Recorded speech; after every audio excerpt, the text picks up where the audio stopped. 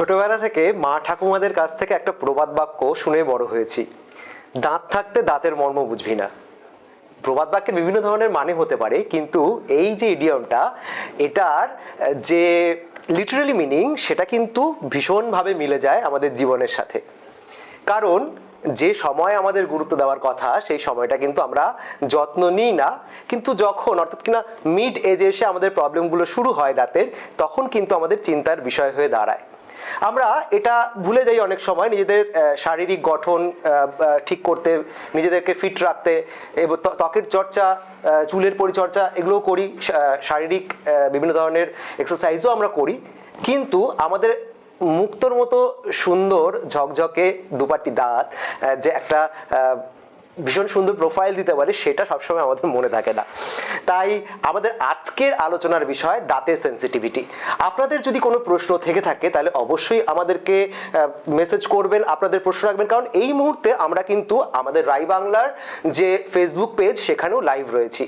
নমস্কার, দেখছেন রাই বাংলা লাইভ, আপনাদের সাথে রয়েছি সৌম্য। শুরু করছি জীবনরেখা সুপার স্পেশালিটি হাসপাতাল, ডিয়ার ডক্টর, সহযোগী নিবেদক শ্রী ঢাকা জুয়েলার্স।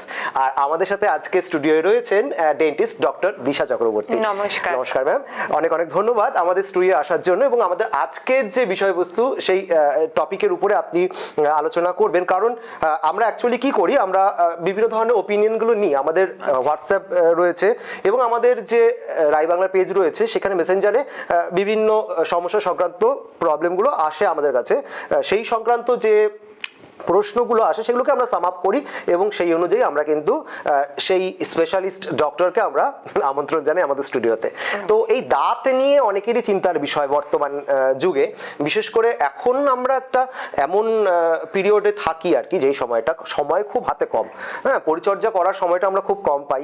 এদিকে ফাস্ট ফুড এবং তার সাথে সাথে কার্বোনেটেড ড্রিঙ্কস এই জিনিসগুলো রয়েছে, সেগুলো এগুলো আমাদের কি রকম প্রভাব ফেলতে পারে দাঁতে, দাঁতের কি কি ক্ষতি হতে পারে, এবং দাঁতের সেন্সিটিভিটি এখন মানে ম্যাক্সিমাম ছেলে মেয়েদের মধ্যেই কম বয়স থেকে কিন্তু এই সমস্যাটা দেখা যাচ্ছে, যেটা কিনা একটা বেশি বয়সের দিকে দেখা যাওয়ার কথা, সেটা এখন কিন্তু বয়স ব্যারিয়ার থাকছে না।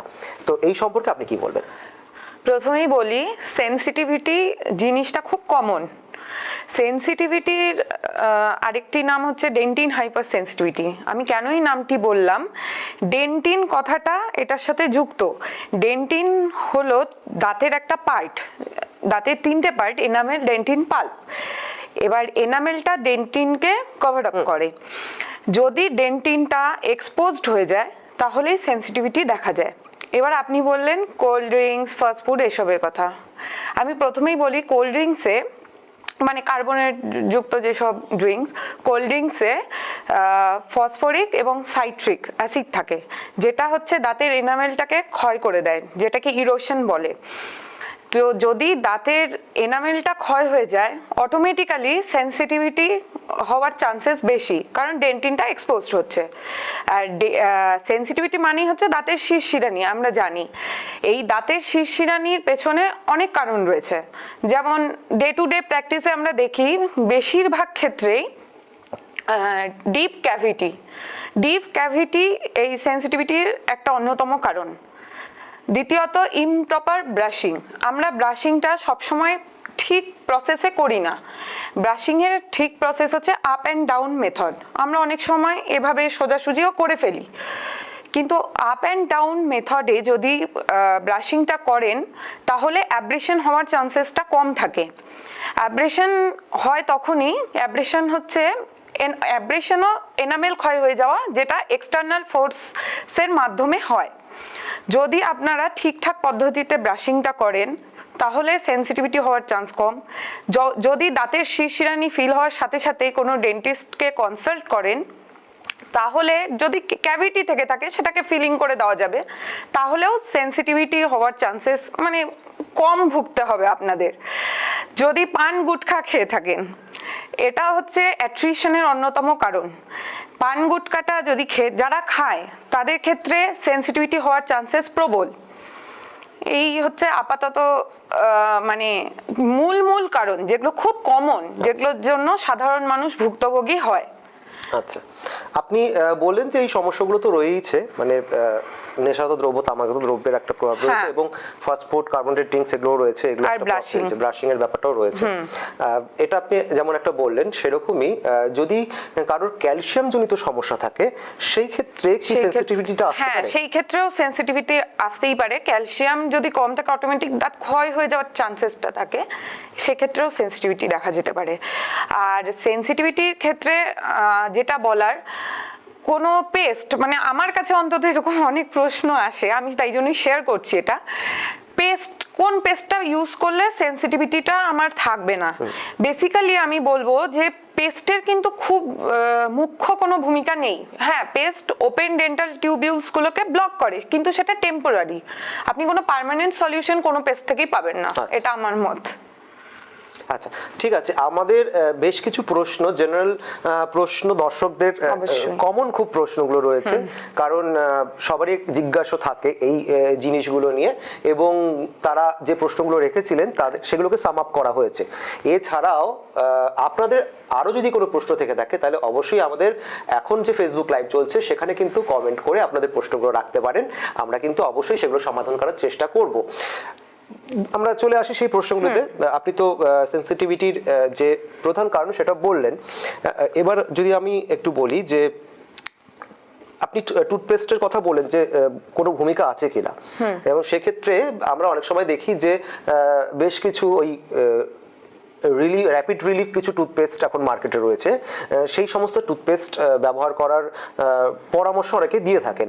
আপনি সেটাকে কতটা যুক্তিযুক্ত মনে করেন? না, আমি যুক্তিযুক্ত বলতে আমি বলবো যে পেস্ট খুব টেম্পোরারি রিলিফ দেয়, তো তাই পেস্টের ব্যাপারটাকে ঠিক আছে, আপনাদের যখন হঠাৎ করে যদি সেনসিটিভিটি ওঠে, আপনাদের ডেন্টিস্টের কাছে আসাটা অসুবিধাজনক হয়, আপনারা তখন না হয় র্যাপিড রিলিফ কোনো টুথপেস্ট ইউজ করলেন, বা কোনো টোটকা, ঘরোয়া টোটকা যেগুলো, সেগুলো না হয় ইউজ করলেন। কিন্তু আমার মনে হয় কি, যখনই সেনসিটিভিটির কোনো সমস্যা হবে, ওটাকে অবহেলা করবেন না। ওটা নিয়ে একটু কনসার্নড হন, ওটা নিয়ে ডেন্টিস্টের সাথে কনসাল্ট করুন। অনেক রকম কারণে তো হতে পারে সেনসিটিভিটিটা, এই যে অ্যাব্রেশন বললাম, ক্যাভিটি বললাম, এগুলো তাহলে সেভাবে ট্রিটমেন্টটা করা যায়। বা অ্যান্টিসেপটিক মাউথ ওয়াশ বাড়িতে ইউজ করুন, সেটাও খারাপ নয়। সেগুলো ইউজ করে আপনারা তাৎক্ষণিক একটা রিলিফ পাবেন। আচ্ছা, আপনাকে আরেকটা প্রশ্ন রাখছি, দর্শকদের খুব কমন প্রশ্ন। আপনি এক্ষুনি বললেন যে তামাকজাত দ্রব্য গ্রহণ করলে পরে, নেশাজাত দ্রব্য গ্রহণ করলে পরে অনেক সময় দাঁতে তো দাগ ছোপ তৈরি হয়, কারণ এনামেলটা নষ্ট হয়। এছাড়া অনেক সময় জলের কারণেই হোক বা ক্যালসিয়াম জনিত কারণেই হোক, সমস্যার কারণে ওই দাঁতের এনামেলটা নষ্ট হচ্ছে, এবং সেই ক্ষেত্রে যখন এই দাগ ছোপগুলো তৈরি হচ্ছে বা ক্যালকুলাস তৈরি হয় দাঁতে অনেক সময়, তখন স্কেলিং করতে যাওয়ার একটা প্রবণতা থাকে আর কি। তো এই সম্পর্কে আপনি কি বলেন? অনেকের কিন্তু একটা ভীতি রয়েছে যে স্কেলিং করলে নাকি দাঁত পাতলা হয়ে যায় এবং দাঁতের এনামেল নষ্ট হয়ে যায়, এবং সেই ক্ষেত্রে বারবার যদি স্কেলিং করা হয় তাহলে দাঁতের ক্ষতি হতে পারে। হ্যাঁ, অনেকেই এটা মনে করেন যে স্কেলিং বারবার করলে দাঁতের রুটটা উইক হয়ে যায়। বাট ব্যাপারটা কি, স্কেলিংটাকে যদি আপনারা স্টোর করে রাখেন নিজের মধ্যে, তাহলে দাঁতের অনেক রকম সমস্যা, বিশেষত পেরিওডন্টাল হেলথ, যেটা বিভিন্ন রকম পেরিওডন্টাল ডিজিজ দেখা যেতে পারে। তার মধ্যে একটি হচ্ছে পাইরিয়া। পেরিওডন্টাল ডিজিজ অ্যাভয়েড করার জন্যই আপনাকে প্রচুর ক্যালকুলাস যদি হয়ে যায়, অবিলম্বে আপনারা ডেন্টিস্টের সাথে কনসাল্ট করে ওটাকে একটা ক্লিনিং এর ব্যবস্থা করুন, যেটাকে আমরা স্কেলিং বলি। আচ্ছা, আমাদের যে পুরনো চিকিৎসা ব্যবস্থা সেটা তো এখন অনেক আধুনিক হয়েছে। আমাদের দাঁতের ক্ষেত্রেও আমরা অনেক সময় দেখি যে কসমেটিক সার্জারিও অনেকটা জায়গা দখল করে নিয়েছে। তো এই একটা সুন্দর ঝকঝকে হাসি পেতে যেমন স্কেলিং এর জন্য যাওয়া হয় অনেক সময়, বা কোনো অনুষ্ঠান পারপাসে, বিশেষ করে বিয়ে বা এই সংক্রান্ত ব্যাপারগুলো তো থাকেই আর কি। তো সেই সম্পর্কে আপনি বলে দিলেন যে সেখানে ভয়ের কিছু নেই, এটা ভীতির কোনো কারণ নয় স্কেলিং করতে যাওয়াটা, বরং সেটা অনেক ভালো রাখে বা ভালো, সেটা করাটা উচিত। আর অনেকেই মানে এরকম কোয়েশ্চেনও আসে জেনারেলি যখন ডে টু ডে প্র্যাকটিস আমরা করি, কি স্কেলিং করলে কি ব্যথা লাগবে? স্কেলিং করলে কিন্তু কোনো ব্যথা লাগে না। স্কেলিং করলে ব্যথা লাগার কোনো মানে চিন্তা ভাবনাই আপনারা করবেন না, কোনো ভয়ের কিছু নেই। স্কেলিং খুব ইজি একটা মেথড, যেটা ওরাল হাইজিনটা মেনটেন করে, যেটার জন্য অনেক রকম পেরিওডন্টাল ডিজিজ মানে শুরুতেই শেষ করা সম্ভব। আর একটা প্রশ্ন, এটা একটু ক্লিনিক্যালি প্রশ্ন আমি রাখছি আপনার কাছে। এক্ষুনি আমরা বললাম যে এই যে চিকিৎসা ব্যবস্থা উন্নতি ঘটেছে, তো আগে একটা সময় ছিল যে এনামেল যদি ক্ষয়ে যায়, দাঁতের এনামেল, সেটাকে তো রিস্টোর করা সম্ভব ছিল না। ডেন্টিন যদি একবার বাইরে চলে আসে তো তখন থেকে সেন্সিটিভিটি শুরু হয়ে যাওয়ার ব্যাপার থাকে। তো এখন কি কোনো রকম ভাবে কৃত্রিম ভাবে এই এনামেলকে আবার ব্যাক করে আনা সম্ভব? হ্যাঁ, এনামেলকে ব্যাক করে আনা সম্ভব বলতে আমি প্রথমেই যেটা বললাম, ধরুন আপনার সমস্যাটা যখন দেখা দিল, আপনি যদি তখনই চিকিৎসকের সাহায্য নেন, তাহলে কি কারণে হচ্ছে সেইটাকে বেস করে আমরা কিন্তু অনেক কিছু করতে পারবো। এই যে অ্যাব্রেশনের জন্য কিন্তু সেন্সিটিভিটি হয়, অ্যাব্রেশনটাকে কম্পোজিট রেজিন দিয়ে ফিলিং করা যায়। যদি আমরা সেটা করি তাহলে আমার মনে হয় খুব তাড়াতাড়ি রিলিফ পাওয়া যায়। সেন্সিটিভিটি এমন একটা জিনিস, সেন্সিটিভিটি বিশেষত শীতকালে কিন্তু খুব প্রায়শই এটা দেখা যায়। আমরা জানি শীতকালে এটা ফ্রিকুয়েন্টলি হয়ে থাকে। তাই জন্য যদি কোনো রকম সমস্যা হয় সেটাকে ফেলে রাখবেন না, সেটাকে চিকিৎসকের পরামর্শ নিন সেটার জন্য, সেটা নিয়ে ভয় পাওয়ার কিছু নেই। একদমই। ছোটবেলায় তো একটা থাকেই যে বাচ্চারা সেরকম ভাবে ব্রাশিং করে না, বা মুখ ধোয়ার একটা ব্যাপার থাকে, চকলেট খেয়ে নিল বা কোনো যে কোনো রকম খাওয়ার পরে যে একটা মুখ ধোয়া ব্রাশিং এর ব্যাপার থাকে, সেই ক্ষেত্রে অনেক সময় ক্যাভিটি হওয়ার সম্ভাবনা থাকে। কিন্তু যখন আমরা অ্যাওয়ার হয়ে যাচ্ছি সেই সময় ক্যাভিটিটাকে আমরা কিভাবে আটকাবো, এই সম্পর্কে একটু যদি বলেন। হ্যাঁ, ক্যাভিটি হচ্ছে আমরা যেটা বলে থাকি কি দিনে 2 বার অন্তত ব্রাশ করবেন। এবার ব্রাশটা করার একটা মেথড আছে, আপনারা যেরকম ইচ্ছা সেরকম ব্রাশ করলে কিন্তু লাভের চেয়ে ক্ষতিটা বেশি হবে। বাচ্চা থেকে বয়স্ক মানুষ প্রত্যেকেরই ব্রাশিংটা প্রপার মেথডে করা খুব দরকার, না হলে মানে এতে মাড়ির ক্ষতি হয়, এতে দাঁতেরও ক্ষতি হয়। যদি বাচ্চা বয়সে কোনো রকম মানে এই যে আপনি চকলেট খেয়ে বললেন, ঠিক আছে চকলেট কে না ভালোবাসে, বড়রাও ভালোবাসে, বাচ্চারাও ভালোবাসে, চকলেট খান, কিন্তু চকলেট খেয়ে দাঁতটাকে ভালো মতো পরিষ্কার করুন, ব্রাশিং করুন, মাউথ ওয়াশ ইউজ করুন। প্রথম থেকেই অ্যাওয়্যার থাকা ভালো, সতর্ক থাকাটা ভালো। একদমই। তার সাথে সাথে আরো একটা প্রশ্ন, যখন আপনি ব্রাশিং নিয়ে বললেনই যে প্রপার ব্রাশিংটা খুব দরকার, সেই ক্ষেত্রে আমি একটু জিজ্ঞাসা করবো, এইটা অনেকের কাছে প্রশ্ন আছে, কারণ বাজারে কিন্তু বিভিন্ন ধরনের ব্রিসেলের ব্রাশ পাওয়া যাচ্ছে। সফট ব্রিসেল রয়েছে, সেন্সিটিভ দাঁতের জন্য রয়েছে, আবার হার্ড ব্রিসেল ব্রাশও রয়েছে। তো আপনি এটাকে যদি একটু ক্লিয়ার করে দেন, কারণ আমরা অনেক সময় প্রপার ব্রাশটা চুজ করতে পারি না। আমি একটা ব্রাশ নিয়ে চলে এলাম, সেই ব্রাশটা দিয়ে এখন আমি ব্রাশ করছি, আমার দাঁতের বা আমার মাড়ির ক্ষতি হয়ে যাচ্ছে। দেখা যাচ্ছে আমি হার্ড ব্রিসেলের ব্রাশ নিয়ে এসেছি, সেটা আমার জন্য নয়। তো আপনি কি বলবেন যে কাদের জন্য হার্ড ব্রিসেল ব্রাশ, বা কাদের জন্য সফট ব্রিসেল, বা কাদের জন্য সেন্সিটিভ ব্রিসেলের ব্রাশ ব্যবহার করা উচিত, এই ব্যাপারটা একটু পরিষ্কার করে দিন, মানে কি দেখে আমি ব্রাশটা কিনবো। আচ্ছা, এই বিষয়ে বলি। সেন্সিটিভিটি প্রসঙ্গটা যেহেতু উঠেছে, আমি প্রথমে ওটা নিয়ে আগে বলছি। সেন্সিটিভিটিটা কিন্তু কোনো বয়সভিত্তিক জিনিস নয়, ঠিক আছে? মানে anyone and at any age এটা হতেই পারে। তো যাদের সেন্সিটিভিটির সমস্যা রয়েছে অবশ্যই সফট ব্রাশ ইউজ করবে, ঠিক আছে? এবার হার্ড ব্রাশ, মানে আমার মতামত হার্ড ব্রাশটা একটু অ্যাভয়েড করাই ভালো। যতটা আপনি সফট ব্রাশ ইউজ করবেন আপনি লাভ তত পাবেন। এখানে হার্ড সেক্ষেত্রে ব্রাশের লংজিভিটিটা কম হবে, আমাকে চেঞ্জ করতে হবে। চেঞ্জ করুন, আপনি তা ফ্রিকোয়েন্টলি চেঞ্জ করুন। ফ্রিকোয়েন্টলি বলতে আপনি 3 মাস অন্তর চেঞ্জ করুন। আপনি দেখুন যে আপনার ব্রাশের কোয়ালিটিটা, খেয়াল রাখবেন ব্রাশ করার সময় যে কতদিন ওটা মানে টেকসই হচ্ছে, আপনি তো বুঝতে পারবেন সেটা। আপনি চেঞ্জ করুন, কিন্তু আপনি সফট ব্রাশ ইউজ করুন, এটা আমার মত। আচ্ছা, আর আপনি মাউথ ওয়াশ এবং তার সাথে সাথে ফ্লসিং এর ব্যাপারে একটু যদি বলেন। হ্যাঁ, ফ্লসিং মানে আমরা তো বলি যে ওরাল হাইজিন মেনটেন করুন বাড়িতে। এবার ওরাল হাইজিন মেনটেন করার মেইন ব্যাপারটাই হচ্ছে ব্রাশিং, ফ্লসিং আর মাউথ ওয়াশ। এখন তো বাজারে ফ্লসিং এরও জিনিস পাওয়া যায়, আপনারা চাইলে সেটাও ইউজ করতে পারেন। অনেক সময় ফুড লজমেন্ট হয়ে যায়, দুটো দাঁতের মাঝখানে খাবার ঢুকে যায়, সেটা আর একটা বড় সমস্যা। এটারও অনেক কমপ্লেইন্স আসে যখন আমরা প্র্যাকটিস করি যে দুটো দাঁতের মাঝখানে খাবার আটকে আছে। এটার অন্য ট্রিটমেন্ট আছে ম্যাট্রিক্স দিয়ে, সে বিষয়ে আমি যাচ্ছি না। কিন্তু ফ্লস দিয়ে আপনারা কিন্তু বাড়িতে পরিষ্কার করতে পারবেন দাঁত। এটা খুব ভালো একটা টেকনিক, এটা যে কেউই বাড়িতে ইউজ করতে পারেন আর সেটাতে লাভবান হবেন। আর মাউথ ওয়াশ তো যদি যাদের মুখে দুর্গন্ধ থাকে তারাও এটাতে ভালো ফল পাবে। আচ্ছা, এই ব্যাপারটা তো আশা করি দর্শকদের কাছে পরিষ্কার হয়েছে বিষয়টা। আপনাদের উদ্দেশ্যে বলছি যে আমাদের যে এই এপিসোড এটা এখন যেমন রাই বাংলার চ্যানেলে দেখতে পাচ্ছেন, সেরকম ফেসবুকের যে পেজ সেখানেও লাইভ দেখতে পাচ্ছেন। কিন্তু আপনারা যদি মনে করেন যে আপনাদের কোনো প্রিয়জন বা কোনো আনিকট আত্মীয় বা কোনো বন্ধু বান্ধবকে এই এপিসোডটা রেকমেন্ড করতে চান, তাহলে কিন্তু অবশ্যই করতে পারবেন, কারণ আমাদের এই এপিসোডটা ইউটিউবেও আপলোড হবে। তার জন্য আপনাদেরকে আমাদের যে ইউটিউব চ্যানেল রয়েছে রাই বাংলা ইউটিউব চ্যানেল, সেটা সাবস্ক্রাইব করতে হবে এবং এপিসোডের নোটিফিকেশন পাওয়ার জন্য কিন্তু বেল আইকন প্রেস করে রাখতে হবে। আমাদের সাথে রয়েছেন ডেন্টিস্ট ডক্টর দিশা চক্রবর্তী এবং আমরা আজকে আলোচনা করছি দাঁতের সেন্সিটিভিটি নিয়ে। তাহলে আমরা আমাদের পরবর্তী যে আলোচনা সেখানে চলে আসি।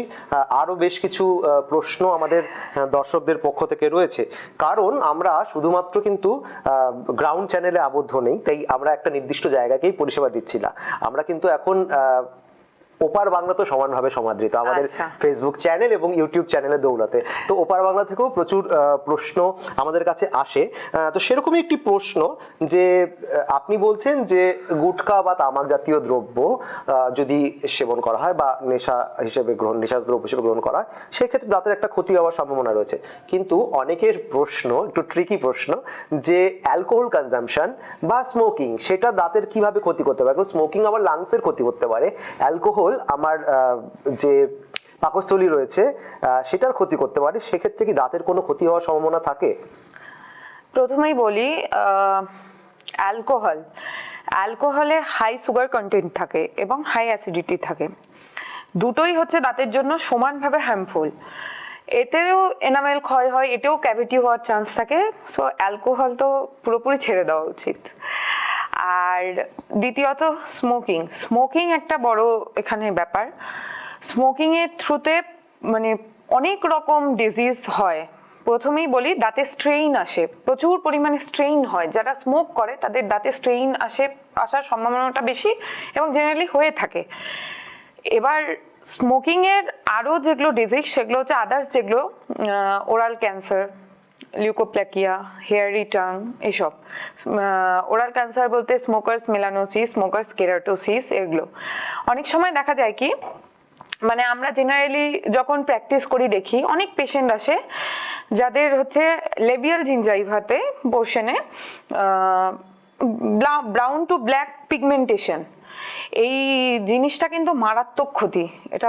এটাকেই বলে হচ্ছে স্মোকার্স মেলানোসিস। আর স্মোকার্স কেরাটোসিস হচ্ছে হোয়াইট একটা পিগমেন্টেশন আসে বাকালে, সেটা হচ্ছে স্মোকার্স কেরাটোসিস।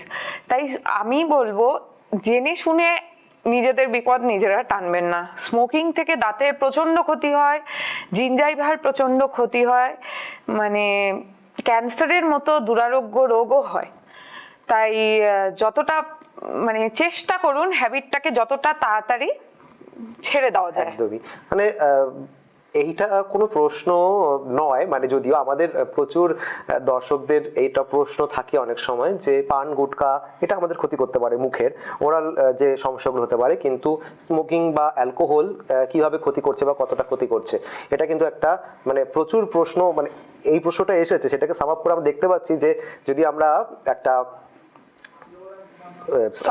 সলিউশন আসতে চাই বা আমরা যদি একটা চার্ট তৈরি করি, সেক্ষেত্রে আমরা দেখবো যে এই প্রশ্নটারই সংখ্যা বেশি হয়। কারণ হচ্ছে কি, মানে আমরা দেখি তো যে দাঁতে প্রচন্ড স্ট্রেইন, মানে স্কেলিং করে, অবভিয়াসলি স্কেলিংই আমরা করি সেক্ষেত্রে, কিন্তু ব্যাপারটা হচ্ছে মানে স্মোকিংটা এতটা হাই লেভেল হয়ে যায় যে শুধু স্ট্রেইনে সেটা সীমাবদ্ধ নেই। পেরিওডন্টাল ডিজিজ, ওরাল ক্যান্সার, এইসব টাইপের রোগগুলো, লিউকোপ্লেকিয়া, হেয়ারি টাং, এগুলো তো মানে খুব বাজে টাইপের রোগ। আপনারা, তাই আমার মত, জেনে শুনে নিজের ক্ষতি করবেন না, যতটা তাড়াতাড়ি সম্ভব হ্যাবিটটা বদলে ফেলুন। আচ্ছা, এবার আপনি তো বারবার করে বলছেন যে অ্যাসিড যুক্ত যে সমস্ত খাবারগুলো রয়েছে, স্বাভাবিক খাবার, দাঁত তো আমাদের ক্যালসিয়াম অর্থাৎ ক্ষার এবং তার সাথে অ্যাসিডিক যে কোনো খাবার তো বিক্রিয়া করবে। আপনি এবার বলুন যে যে সমস্ত ফলগুলো আমরা খাই, অনেক সময় অ্যাসিডিক যে ফলগুলো রয়েছে, লেবু জাতীয় ফল বা এই জন্য, এগুলো কি আমাদের দাঁতের ক্ষতি করতে পারে?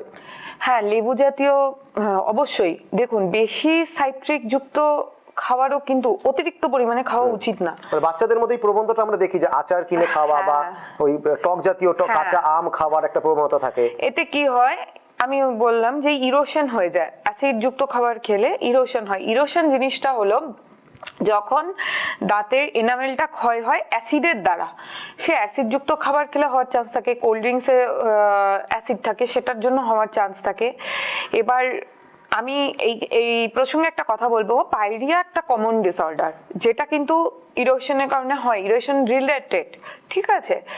এরকম বিভিন্ন গাম ডিজিজ যেখানে গাম মাড়ি ফুলে যায়, মাড়ি দিয়ে রক্ত বেরোনো, এগুলো কিন্তু সব কানেক্টেড, একটার সঙ্গে একটা ওতপ্রোতভাবে জড়িত। এই ইরোশন ওয়ার্ডটার সঙ্গে অনেক কিছু জড়িত। আপনি আমাকে যেহেতু জিজ্ঞাসা করলেন যে সাইট্রিক খাবার খেলে কি হয়, তো এই প্রসঙ্গে আমি বলছি অনেক রকম রোগ, পাইরিয়া তো এখন মানে কমন হয়ে গেছে অনেক, আমি সেই প্রসঙ্গে এটা বলছি। আচ্ছা, পাইরিয়াটা আমরা ক্লিনিক্যালি টার্ম বলছি, আপনি যখন পাইরিয়া সম্পর্কে বললেনই, এটা তো অবশ্যই সেনসিটিভিটির ক্ষেত্রে একটা বড় ভূমিকা রাখে। এবার যদি আপনি এটাকে একটু ব্যাখ্যা করে দেন যে পাইরিয়া কোন কোন সমস্যাগুলো আসলে আমি বুঝতে পারবো যে আমাদের পাইরিয়া হয়েছে বা পাইরিয়া হওয়ার সম্ভাবনা রয়েছে, কোন লক্ষণগুলো দেখলে আমরা বুঝতে পারবো? আচ্ছা, পাইরিয়া জিনিসটা প্রথমেই বলি, পাইরিয়া একটা গ্রিক শব্দ। পাইরিয়া কথাটার অর্থই হচ্ছে ডিসচার্জ অফ পাস। তাহলে বুঝতেই পারছেন যে এটা একটা সিভিয়ার গাম ইনফেকশন যেটা মাড়ির ক্ষতি করে এবং বোন দুটোরই ক্ষতি করে। এবার পাইরিয়াকে আমরা পেরিওডন্টাইটিস রোগ নামেও জানি। এবার পাইরিয়ার সিমটমস গুলো আমি বলি, যেটা খুব কমন এখন হচ্ছে ঘরে ঘরে, মাড়ি ফুলে যাওয়া, মাড়িটা লাল হয়ে যাওয়া, ব্রাশ করার পর ব্লিডিং হওয়া, ব্যাড ব্রিথ, দুর্গন্ধযুক্ত ব্রিদিং, এগুলো কিন্তু পাইরিয়ার লক্ষণ। আচ্ছা, ব্লিডিং তো বললেন, মানে ওই ব্রাশ বা রক্ত যদি বেরোয় সেগুলোকে মানে একটা ট্রিটমেন্ট দিতে হয়। এটা কোনো স্পেসিফিক এজ আছে?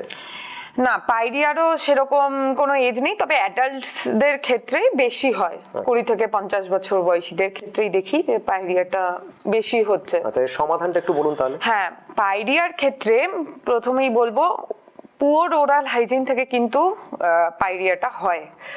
ওরাল হাইজিন আপনাদেরকে, যে বুঝতে পারছি এখন সবাই ব্যস্ত, যে যার মতো করে ব্যস্ত, কিন্তু হাইজিনটাকে মেনটেন করতে হবে। আপনি ব্রাশিং করুন, আপনি ফ্লসিং করুন, আপনি মাউথ ওয়াশ ইউজ করুন। আর স্মোকিং থেকেও কিন্তু পাইরিয়া হয়ে থাকে, তাই জন্য খুব সাবধান। যখনই কোনো সিমটমস দেখবেন ডেন্টিস্টের সঙ্গে কনসাল্ট করুন, যদি কোনো সমস্যা হয় অল্পেতেই সেটা সমাধান করে ফেলুন। আচ্ছা আচ্ছা ম্যাডাম, আরো একটা প্রশ্ন, আমাদের শেষ প্রশ্ন, আমাদের হাতের সময়টা একদমই শেষ, আমাদের খুব অল্প সময় নিয়ে আসি, কিন্তু প্রচুর প্রশ্ন থাকে, কিন্তু আমার যেগুলো গুরুত্বপূর্ণ মনে হয় সেগুলো নিয়ে প্রশ্ন থাকে। একজন দর্শক প্রশ্ন করেছেন যে আমার অ্যাসিড রিফ্লাক্সের সমস্যা রয়েছে, অর্থাৎ কিনা খাবারের পরে হচ্ছে গলার কাছে জ্বালা করা বা স্টমাকের অ্যাসিড উপরের দিকে উঠে আসার সমস্যা রয়েছে। তো সেই ক্ষেত্রে আমার দাঁতও কনকন করে মাঝে মধ্যে, তো এটা কি ওই আমার অ্যাসিড রিফ্লাক্সের সাথে সম্পর্কযুক্ত? এটাই দর্শকের যে প্রশ্নটা, ওপার বাংলা থেকে স্পেশালি এই প্রশ্নটা এসেছে। আচ্ছা, যিনি প্রশ্ন করেছেন তার জন্য বলছি, আপনার অ্যাসিড রিফ্লাক্সের যে প্রবলেমটা সেটা যদি ক্রনিক হয়ে থাকে তাহলে কিন্তু আপনার ইরিটেশন হওয়ার চান্সেসটা বেশি থাকবে। আর যাদের ইনডাইজেশন বা হাইপার অ্যাসিডিটি থাকে তাদের ক্ষেত্রে কিন্তু পাইরিয়া হওয়ারও চান্সেস বেশি থাকে। তাই জন্য অবশ্যই এটা ওতপ্রোতভাবে জড়িত। আচ্ছা, তাহলে সেই ক্ষেত্রে তো ডেন্টাল হেলথের উপরে আমরা জোর দেবো, কিন্তু ডেন্টাল হেলথ তো সেখানে ম্যান্ডেটরি হচ্ছে না। সেখানে আমাকে কি কি প্রিকশনস নিতে হবে অ্যাসিড রিফ্লাক্সের ক্ষেত্রে? আমাকে অন্য কোন কোন বিষয়গুলোর উপরে আমাকে একটু প্রিকশনস নিলে পরে আমি এটাকে এড়াতে পারবো, দাঁতের ক্ষতিটাকেও এড়াতে পারবো? হ্যাঁ, আমি যেটা বলছিলাম কি, আপনারা সাইট্রিক খাবার খান কিন্তু পরিমাণটা বুঝে খান। যেসব খাবার খেলে আপনাদের ইনডাইজেশন বা অ্যাসিডিটি হওয়ার চান্সেস থাকে সেগুলোকে একটু পরিমাণ বুঝে খান, জলটাকে একটু বেশি পরিমাণে খান, ওরাল হাইজিনটা মেনটেন করুন অবশ্যই। সব প্রথমেও বলছি এবং শেষেও বলছি, আপনাদের ওরাল হেলথ মেনটেন করার দায়িত্ব আপনাদের নিজেদের হাতেও কিন্তু রয়েছে। আপনারা পরিষ্কার রাখুন ওরাল হেলথকে, আপনারা সচেতন থাকুন, সুস্থ থাকুন। আচ্ছা, আমাদের ফেসবুক লাইভে আমাদের একজন দর্শক প্রশ্ন রেখেছেন যে ডু অ্যান্ড ডোন্টস নিয়ে বলতে, অর্থাৎ কি না দাঁতের যত্ন নিতে গেলে পরে, সুন্দর ঝকঝকে দাঁত পেতে গেলে পরে আমাদের কি কি করা উচিত এবং কি কি করা উচিত নয় সেই সম্পর্কে আপনার পরামর্শ চেয়েছেন। সুন্দর দাঁত কে না পেতে যায়। সুন্দর দাঁত পেতে হলে প্রথমেই যেটা, দিনে 2 বার করে ব্রাশ করবেন। ব্রাশ করার মেথডটা ব্যাপারে একটু সচেতন হন। আপনি আপ অ্যান্ড ডাউন মেথডে ব্রাশিংটা করুন। গামে মানে মাড়ির ওপর বেশি প্রেশার দেবেন না। দ্বিতীয়ত, সাইট্রিক যুক্ত খাবার যেগুলোতে অ্যাসিডিটি হওয়ার চান্সেস থাকে, সেগুলো যাদের অ্যাসিডিকের সমস্যা আছে বা ইনডাইজেশনের সমস্যা আছে তারা একটু পরিমাণ বুঝে খাবেন, জলটা বেশি পরিমাণে খাবেন এবং মাউথ ওয়াশ ইউজ করুন।